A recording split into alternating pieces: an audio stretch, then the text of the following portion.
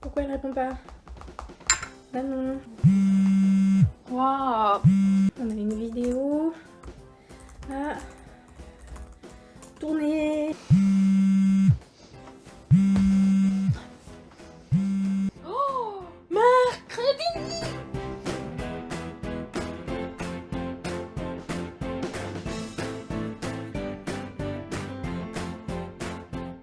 Ok Manon, ta mission si tu l'acceptes est de manger ce petit déjeuner composé d'un café et de croissants. Ensuite, on prépare la vidéo. Autodestruction du petit déjeuner dans 5, 4... À table. Ça, c'était un bon petit déj à la française. C'est pas forcément français le croissant. Et le café non plus d'ailleurs. Tu as raison, le café est connu depuis le milieu du XVIIe siècle sur notre territoire. Mais ce n'est qu'au siècle des Lumières, donc au XVIIIe siècle, qu'il fait son entrée dans la gastronomie française. De la glace et la mythe des cafés, des gaufres au café, et même le fromage glacé au café.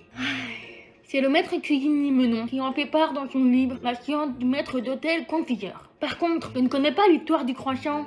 Tu m'expliques? Des gaufres au café. Croissant, oui, alors...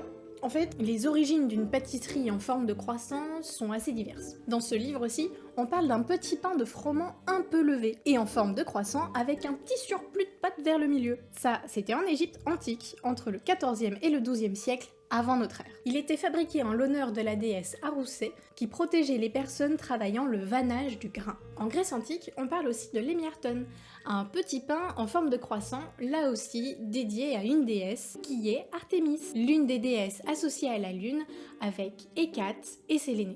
Mais parlons de l'Autriche. On voit pas le rapport avec l'Autriche. C'est pourtant simple, le croissant est une viennoiserie. Viennoiserie. Vienne, la capitale de l'Autriche. Ah. Tu peux développer, s'il te plaît? L'Autriche était sous l'autorité des Habsbourg au cours du XVIe et XVIIe siècle. Le pays était la cible de l'expansion de l'Empire ottoman, les Turcs. Ils attaquent Vienne une première fois en 1529 et une seconde fois en 1683. C'est d'ailleurs cette année-là que les ambitions d'expansion de l'Empire ottoman prendront fin. Ils ont voulu assiéger Vienne en passant par les souterrains en pleine nuit, pensant que tout ce beau monde dormait à point fermé. Ben non!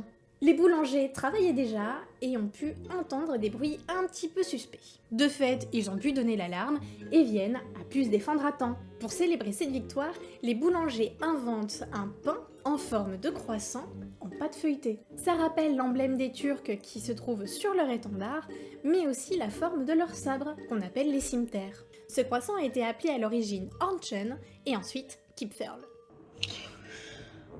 Eh ben, c'est une sacrée victoire, hein. Mais ça me dit toujours pas pourquoi on en mange en France.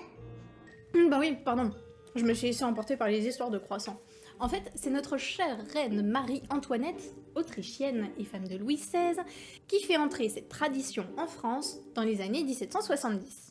En 1838, ce sont des boulangers autrichiens qui s'installent à Paris et leur boutique est littéralement envahie de Parisiens affamés de croissants. Mais on devra attendre les années 1920 pour que les boulangers parisiens trouvent une recette de pâte feuilletée au beurre afin de fabriquer leurs croissants.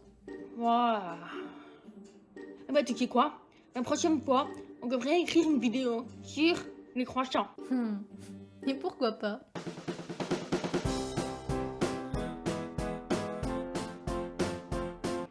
Dis, tu dis pas au chocolat ou chocolatine, toi?